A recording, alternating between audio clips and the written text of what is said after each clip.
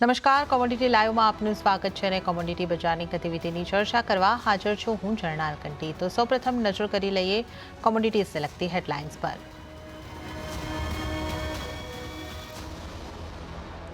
ક્રૂડમાં તેજી આગળ વધી, બ્રેન્ટના ભાવ $82 પાસે પહોંચ્યા। ઓપેકે આ વર્ષે માંગ વધવાની આશા વ્યક્ત કરી હોવાથી સેન્ટિમેન્ટ સુધર્યા।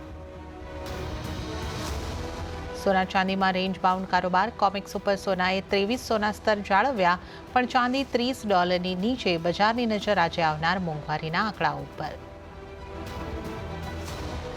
બેઝ મેટલ્સમાં ઘટાડો યથાવત, વૈશ્વિક બજારમાં કોપર અને એલ્યુમિનિયમની કિંમતો એક મહિનાના નીચલા સ્તરે પહોંચી। ચાઇનામાં હોમ સેલ્સના નબળા આંકડાઓથી કિંમતો પર અસર।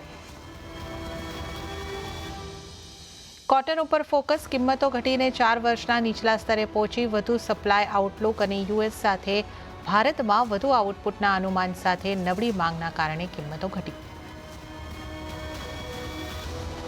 અમેરિકા સાથે ભારતમાં પણ મોંઘવારીના આંકડાઓ પર રહેશે ફોકસ। આજે સાંજે 5 વાગ્યે આવશે મે સીપીઆઈના આંકડા, 4.9% રહેવાના અનુમાન। એપ્રિલ આઈઆઈપી આંકડાઓ પર પણ રહેશે ફોકસ। 4.9%થી ઘટીને 4.7% થઈ શકે છે ઇન્ડસ્ટ્રીયલ પ્રોડક્શનની ગતિ।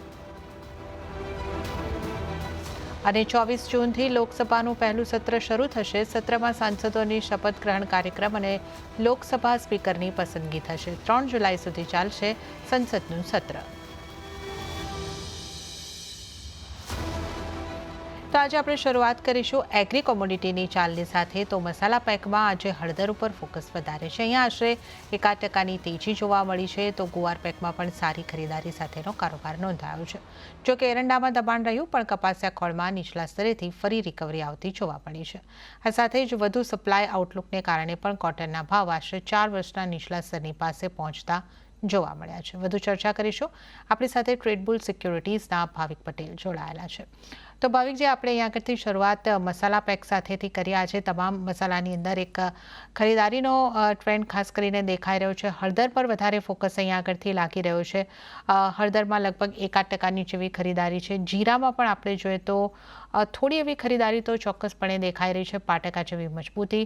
તો હળદર, ધાણા અને જીરું કઈ રીતે આપ જોઈ રહ્યા છો? કઈ રીતે આપ મસાલા પેક પર સલાહ આપશો? ગુડ મોર્નિંગ જર્નાજી। સૌથી પહેલા આપણે જીરાની વાત કરીએ તો જીરા યસ 30,000ની ઉપર આપણે જોઈએ છે, સસ્ટેન નથી કરી પા રહ્યો। 30,000થી 27,000ની આસપાસ આવી ગઈ છે। જેમ જેમ વધે છે 30,000ની આસપાસ, તો આપણે જોઈએ છે કે જે મંડીમાં આવક છે એ વધી જાય છે અને 25,000 26,000ની આસપાસ જો આવે છે તો ત્યારે પછી આવક ઓછી થઈ જાય છે। હાલ કે અત્યારે આપણે જોઈએ છે કે જૂન જુલાઈમાં બીજી કન્ટ્રીઝ જે છે, ખાસ કરીને સિરિયા છે, અફઘાનિસ્તાન છે, ટર્કી છે, ચાઇના છે, ત્યાંથી પણ માલ આવી શકે છે। એટલે આગળ જતાં એક્સપોર્ટ ડિમાન્ડ જે છે આઈ થિંક થોડીક વીક જ રહેવાની છે। અને આપણે લોકલ ડિમાન્ડ જોઈએ તો લોકલ ડિમાન્ડ પણ ઓકે જ છે। એટલે મને લાગતું નથી કે 30,000ની ઉપર ભાવ અત્યારે સસ્ટેન થાય। મે બી ઓગસ્ટ પછી એકવાર આઈ થિંક થોડુંક પ્રાઇસીસમાં આપણને થોડી તેજી જોવા મળી શકે છે, કારણ કે જૂન જુલાઈ સોઈંગ હાર્વેસ્ટિંગ હોય છે, એટલે એના ઉપરથી ખબર પડશે કે બીજા કન્ટ્રીઝમાં કેટલી આ વખતે હાર્વેસ્ટ થઈ છે અને કેટલું એક્સપોર્ટ માટે અવેલેબલ છે। ઓવરઓલ આજના દિવસની વાત કરીએ તો આઈ થિંક આજના દિવસમાં હજી પણ મને લાગી રહ્યું છે કે 26,000ની આસપાસ આવે છે તો એક સારું ગોલ છે બાય કરવા માટે। હાલ અહીંયાથી હું પ્રાઇસ ચેસ નહીં કરું, થોડીક વેટ કરીશ। 26,650ની આસપાસ આવે છે તો બાયની રિકમેન્ડેશન આપીશ 28,000ના ટાર્ગેટથી। ચોક્કસ રાખી શકાય 26,000નું। બટ હળદર ને ધાણામાં જોઈએ તો આઈ થિંક હળદર મને હવે સારું દેખાઈ રહ્યું છે। સારી વરસાદનો જે આપણને ડિસ્કાઉન્ટ થવાનો તો પ્રાઇસ કરેક્શનમાં ઓલરેડી થઈ ચૂક્યું છે। અહીંયાથી મને લાગે છે કે હવે જે નીચે જેમ જેમ 17,000-18,000ની આસપાસ જાય છે તો જે ડિમાન્ડ છે પાછી થોડી વધી રહી છે અને આગળ જતાં મને લાગે છે 19,000 સુધીનું પણ લેવલ જોવા મળી શકે છે। તો આજના દિવસમાં આઈ થિંક હળદર સરસ દેખાય છે। તો હળદરમાં હું બાય કરવાની સલાહ આપીશ કરંટ માર્કેટ પ્રાઇસથી 18,500ના ટાર્ગેટથી અને સ્ટોપ લોસ રાખી શકાય 17,900નો। ધનિયાની વાત કરીએ તો આઈ થિંક ધનિયા હજી પણ થોડુંક કોન્સોલિડેશન દેખાઈ રહ્યું છે। ધનિયામાં મને મોટી કોઈ મૂવમેન્ટ નથી દેખાતી, તો જીરામાં એકવાર કરેક્શન આવે તો બાય કરી શકાય છે અને હળદરમાં અહીંયાથી જ બાય કરવાની એડવાઇસ છે। ધનિયામાં એવર્ડની રિકમેન્ડેશન આપીશ। ઓકે, તો ધાણાને અવોઇડ કરવાની સલાહ છે. જીરાની અંદર તમારે બાયોન ડિપ્સ કરવાનું છે. તો જીરામાં જો તમારે ધ્યાન રાખવું હોય તો 26,650ની આસપાસના સ્તર મળે છે. પછી તમે ખરીદારીને કરો. ટાર્ગેટ 28,000ના અને સ્ટોપ લોસ 24,000નો રાખવાનો રહેશે. અને હળદરમાં ખરીદારીની સલાહ 18,500ના ટાર્ગેટ માટે 17,900નો સ્ટોપ લોસ તમારે રાખવાનો રહેશે. તો આપણે અહીં આગળથી મસાલા પેકની વાત કરી છે. આપણે ખાસ કરીને જ્યારે એગ્રી કોમોડિટીઝની વાત કરી રહ્યા છે, તો અન્ય એગ્રી કોમોડિટીઝમાં ભાવિકજી આજના દિવસ માટે ક્યાં ફોકસ હોવો જોઈએ? ગુવાર પેકની વાત કરીએ તો આઈ થિંક ગુવાર પેકમાં આપણને યુઝ્યુઅલી જોયું છે કે જ્યારે મોન્સૂન સિઝનમાં હોય છે ત્યારે most of range bound trade કરતું હોય છે. અને આઈ થિંક તેજી ત્યારે જ થાય છે, કાં તો અરાઇવલ મોન્સૂનનું લેટ હોય છે, કાં તો ઓછું હોય છે. એટલે યુઝ્યુઅલી ઓક્ટોબર એન્ડમાં કે ઓક્ટોબરમાં આપણે જોઈ રહ્યા છીએ કે તેજી જોવા મળે છે. હાલની આ 2 મહિનામાં પણ મને લાગે છે કે જે રેન્જ છે ગુવાર સીડની 53 થી 5700ની વચ્ચે આઈ થિંક એ ટ્રેડ કરશે. અને ગુવાર ગમમાં પણ જોઈએ તો 10,000 થી 11,000ની જે રેન્જ છે એમાં ટ્રેડ કરી દેખાઈ રહ્યું છે. જેમ જેમ નીચે 5400-5300ની નજીક આવે છે તો આપણને થોડુંક બાઇંગ દેખાય છે, પણ ફરીથી 55 ને 56ની આસપાસ આવે છે તો એક સેલિંગ પ્રેશર દેખાય છે. તો મને આઈ થિંક રેનબાઉન્ડ ટ્રેડ જ દેખાઈ રહ્યું છે. અત્યારના જોઈએ તો એક રેન્જની નીચેની તરફ ટ્રેડ કરી રહ્યું છે. એટલે આઈ થિંક સપોર્ટની થોડુંક નીચે છે. એટલે રિસ્ક રિવોર્ડ માટે લોંગ પોઝિશન થોડીક અત્યારના વધારે પ્રેફરેબલ છે. તો 5400ની આસપાસ જ હું ગુવાર સીડમાં જે જુલાઈનો વાયદો છે એમાં હું બાયને રિકમેન્ડેશન આપીશ 5480ના ટાર્ગેટથી. અને સ્ટોપ લોસ રાખી શકાય 5380નો. અને ગુવાર ગમ જુલાઈની કોન્ટ્રાક્ટની પણ વાત કરીએ તે પણ નીચે જો 10,580ની આસપાસ આવે છે તો બાયની રિકમેન્ડેશન આપીશ 10,700ના ટાર્ગેટથી. અને નીચે સ્ટોપ લોસ રાખી શકાય 10,550નો. ઓકે, તો ગુવાર ગમ ઉપર આપણે માટે જે સલાહ બનતી દેખાઈ રહી છે, ખરીદારી તરફ રહેવાની સલાહ આગળથી બની રહી છે. સીડની વાત કરીએ તો 5,480ના ટાર્ગેટ અને 5,380ના સ્ટોપ લોસ તમારી જુલાઈ કોન્ટ્રાક્ટની અંદર રાખવાના રહેશે. તો ગુવાર સીડ માટે આ સલાહ. અને ગુવાર ગમ માટે પણ ખરીદારી કરવાની સલાહ બનતી દેખાઈ રહી છે. 10,580ની આસપાસ ખરીદારી કરો. 10,700ના ટાર્ગેટ, 10,550નો સ્ટોપ લોસ રાખવાનો રહેશે. અને ભાવિજી, કોટનને તમે કઈ રીતે જોઈ રહ્યા છો? જે રીતે આપણે જોઈ રહ્યા છે કે આંતરરાષ્ટ્રીય માર્કેટમાં પણ કોટનની કિંમતો ઘટતી દેખાઈ રહી છે. અને યુએસ અને ભારતમાંથી પણ આઉટપુટ અહીંયા આગળથી સારું રહે એવા અનુમાન અહીંયા આગળથી બનતા દેખાઈ રહ્યા છે. તો કોટન કોમ્પ્લેક્સ ઉપર આપને કઈ રીતનો વ્યૂ રહેશે? આઈ થિંક કોટનમાં મોટી તેજી નથી. જેમ તમે કીધું, હાલ અત્યારના યુએસના આપણે જોઈએ તો સોઈંગ સારું ચાલી રહ્યું છે, વેધર ફોરકાસ્ટ સારું છે. અને યુએસમાં આઈસ કોટન જોઈએ તે 19 મહિનાના તળિયા ઉપર છે. એટલે આગળ જતાં પણ એક્સપેક્ટેશન છે કે ડિમાન્ડ કરતાં સપ્લાય થોડુંક આઉટપરફોર્મ થઈ શકે છે. એટલે આપણને હાલ અત્યારના મંદી થોડી દેખાઈ રહી છે. સેમ વે અહીંયા કુકુડુકલમાં પણ જોઈએ કોટન સીડમાં તો એમાં પણ આપણે જોઈએ છે કે 2750, 2760ની આસપાસ આવે છે. અને ફરીથી એક સેલિંગ પ્રેશર દેખાઈ રહ્યું છે. અને નીચેના ભાવમાં ફરીથી 2550 થી 2500ની આસપાસ આવી ચૂક્યો છે. તો હવે ઓલરેડી જે રેઝિસ્ટન્સ ઝોન છે એની આજુબાજુ ચાલી રહ્યું છે. મને લાગે છે કે અહીંયાથી જે અપસાઇડ જે છે લિમિટેડ રહેશે. હાલાકે પોઝિશન હજી પણ થોડું પોઝિટિવ છે. 2750 ઉપર બ્રેક થતું નથી તો હું એવોઇડ કરવાની જ રિકમેન્ડેશન આપીશ. કે કાં તો કોઈની જે લોંગ પોઝિશન હોય તો આઈ થિંક પ્રોફિટ બુક કરવાની હું સલાહ આપીશ. કારણ કે અહીંયાથી મને લાગે છે કે કોટન ઓઇલ સીડ કે જે છે એ થોડુંક કરેક્શન આવી શકે છે 2650ની આસપાસ. ત્યાંથી ફરીથી બાય પોઝિશન લઈ શકાય છે. બટ કરંટ માર્કેટ પ્રાઇસથી અપસાઇડ થોડીક લિમિટેડ દેખાઈ રહી છે. ઓકે, તો અત્યારે કરંટ પ્રાઇસથી અપસાઇડ લિમિટેડ છે, અવોઇડ કરીને ચાલી શકો છો. તો આ વ્યૂ અહીંયા આગળથી આપણે લીધો છે. અને હવે આપણે કરન્સીની વાત કરી લઈએ તો આપણે ખાસ કરીને રૂપિયાના કારોબાર ઉપર નજર કરી લઈએ તો શરૂઆતી કારોબારમાં ડોલર સામે રૂપિયો 3 પૈસા જેટલો મજબૂત થઈને 83.57 પ્રતિ ડોલરની સામે 83.54 પ્રતિ ડોલર ઉપર ખુલ્યો. અને ત્યારબાદ આપણે જો જોઈએ તો 83.55ના સ્તરની આસપાસ જ કારોબાર જોવા મળી રહ્યો છે. અને ડોલર ઇન્ડેક્સની જો આપણે વાત કરીએ તો 105.29 ઉપર આપણને દેખાઈ રહ્યું છે. ભાવિકજી, તમે કઈ રીતે જોઈ રહ્યા છો રૂપિયાની આ ચાલને? આપણે ગઈકાલે લગભગ 83.58નો એક રેકોર્ડ લો પણ બનતા જોયો અને એની આસપાસ રૂપિયો અહીં આગળથી છે. આગળ આપને કઈ રીતની ચાલ લાગે છે? આઈ થિંક રૂપિયામાં હાલ હમણાં તો કોઈ મજબૂતી દેખાઈ નથી રહી. ગયા શુક્રવારે જે યુએસના જોબ્સના ડેટા આવ્યા એ ધાર્યા કરતાં બહુ જ સ્ટ્રોંગ આવ્યા છે. એટલે હવે ફરીથી જે રેટ કટ જે છે સપ્ટેમ્બરમાં એના ચાન્સીસ 50%થી ઓછું થઈ ગયું છે. અને એના લીધે જ આપણે ટ્રેઝરી યીલ્ડ અને ડોલર ઇન્ડેક્સ છે એમાં મજબૂતી જોઈ છે. સેકન્ડ એ પણ છે કે યુરોપના જે એ લોકોએ ઇન્ટરેસ્ટ રેટ કટ કર્યો છે અને ફાર રાઇટ ગવર્મેન્ટ યુરોપ પાર્લામેન્ટમાં આવી છે, એના લીધે પણ યુરો વીક થયો છે, જેના લીધે બાય ડિફોલ્ટ ડોલર સ્ટ્રોંગ થયો છે અને આપણો રૂપિયો નબળો થયો છે. હાલની અત્યારના આપણે ડોમેસ્ટિકલી જે પણ પોઝિટિવ ન્યૂઝ હતો, જેમ કે મોદી ગવર્મેન્ટની ફરીથી ફોર્મેશન, એને જ જે મિનિસ્ટર્સ રાખવાના, એ બધું ઓલરેડી માર્કેટમાં ડિસ્કાઉન્ટ થઈ ચૂક્યું છે. એટલે અહીંયાથી મને નથી લાગતું કે રૂપિયો હમણાં હાલ મજબૂત થાય, સિવાય કે ડોલર ઇન્ડેક્સમાં વીકનેસ આવે. તો હું બાય ડિપ્સની સલાહ આપીશ. અરાઉન્ડ 53, 57, 53, 56ની આસપાસ બાય કરી શકાય છે 53.70ના ટાર્ગેટથી, અને નીચે સ્ટોપ લોસ રાખી શકાય 53.48નો, સોરી 83.48નો.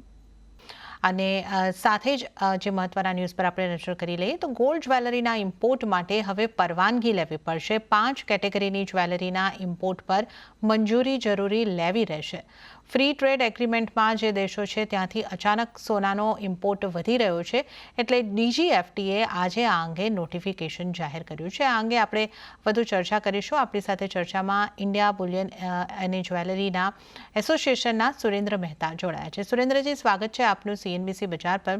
તો સુરેન્દ્રજી, આ એક નોટિફિકેશન આવતું આપણને DGFT તરફથી દેખાઈ રહ્યું છે કે ઘરેણાંનો જે સ્ટડેડ ઘરેણાંનો લગભગ જે ઉપયોગ કરવામાં આવે છે એના ઉપર અહીંયા આગળથી આપણે ખાસ કરીને આ प्रतिबंध लागतो जोई रहा है, मंजूरी लेवी पड़શે. तो कई रीते आप जोई रहा છો, इसको आप किस तरीके से देख रहे हैं?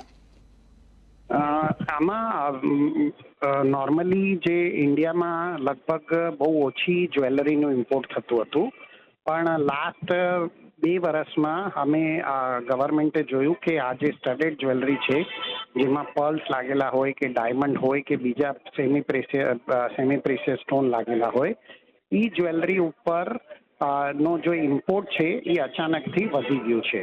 અને જે ઇમ્પોર્ટ લગભગ 0 હતું યર 2022-23માં, એ 23-24માં લગભગ 500 કરોડથી ઉપર થઈ ગયું. એટલે ગવર્મેન્ટે ડિસાઇડ કર્યું છે કે આ જે ઇમ્પોર્ટ છે, જ્વેલરીના ઇમ્પોર્ટ છે, એના ઉપર એને રિસ્ટ્રિક્શન કેટેગરીમાં નાખવામાં આવે, અને જો કોઈએ આ ઇમ્પોર્ટ કરવું હશે તો એને સ્પેશિયલ લાયસન્સની એપ્લિકેશન DGFTને કરવી પડશે. એની વગર ઇમ્પોર્ટ કરી શકે નહીં, અને એ લાયસન્સમાં બી ઘણી બધી કન્ડિશન હોય છે. તો લગભગ આ ઇમ્પોર્ટ હવેથી થવાની શક્યતા લગભગ નેગ્લિજિબલ જ છે. એની સાથે સાથે જે જ્વેલરી બનાવવા માટે જે હુક્સ, ક્લિપ્સ અને બીજા સ્ક્રૂ ને એવા બધા જે પાર્ટ્સ હતા, એનું ઇમ્પોર્ટ બી બહુ વધી ગયું હતું.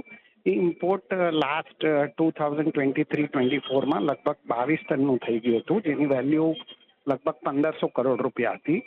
તો એ ઇમ્પોર્ટના લીધે પણ એ ઇમ્પોર્ટ ઉપર બી બેન લગાવવામાં આવ્યું છે, અને એમાં બી તમારે જો ઇમ્પોર્ટ કરવું હશે તો DGFT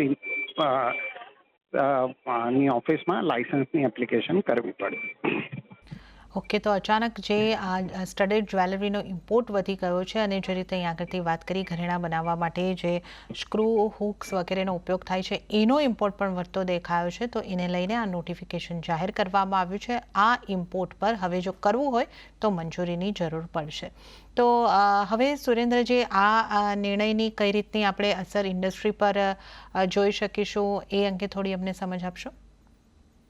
નોર્મલી આ ઇમ્પોર્ટ પહેલા થતા જ નહોતા. તમે ફાઇનાન્શિયલ યર 22-23 જોશો તો આ ઇમ્પોર્ટ નહોતા થતા, એટલે કોઈ આની મેજર ઇફેક્ટ થશે નહીં, કેમ કે આ જે જ્વેલરીના જે પાર્ટ્સ હતા, સ્ક્રૂ અને હુક્સ, અને એના ઉપર ડ્યુટી ઓછી હતી. નોર્મલ ડ્યુટી ગોલ્ડ ઉપર 15% છે અને એના ઉપર ડ્યુટી 11% હતી.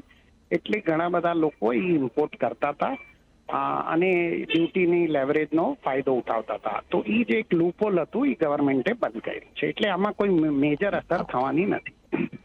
ઓકે, તો આ એક જે લૂપહોલ હતું એને અહીં આગળથી સરકાર દ્વારા બંધ કરવામાં આવ્યું છે. અને સુરેન્દ્રજી, એ પણ એક સમજવું હતું કે જે એક કોમ્પ્રિહેન્સિવ ટ્રેડની એક આપણી સમજૂતી છે UAE સાથે, સેપા આપણે જેને કહીએ છીએ, એની અંદરથી જે થતો ઇમ્પોર્ટ છે એ ચાલુ રહેશે કે એને માટે પણ અલગથી મંજૂરી લેવાની રહેશે? નહીં, એક્સેપ્ટ જ્વેલરી પાર્ટ્સ, બાકીના જે બી જ્વેલરી છે એ જો સેપા એગ્રીમેન્ટમાં આવશે તો એનું ઇમ્પોર્ટ ચાલુ રાખવામાં આવશે, પણ જ્વેલરી પાર્ટમાં ઇમ્પોર્ટ સેપા એગ્રીમેન્ટમાં બી ચાલુ નહીં રાખવામાં. ઓકે, તો જ્વેલરી માટે આ એક ખાસ નોંધ લેવાની રહેશે કે આની માટે તમારે મંજૂરી લેવી પડશે DGFTની, અને ત્યારબાદ જ તમે ઇમ્પોર્ટ કરી શકો છો. તો સુરેન્દ્રજી, આપનો આભાર. આપ અમારી સાથે જોડાયા અને આ અંગે અમારી સાથે વાત કરી. આપનો ખૂબ ખૂબ આભાર.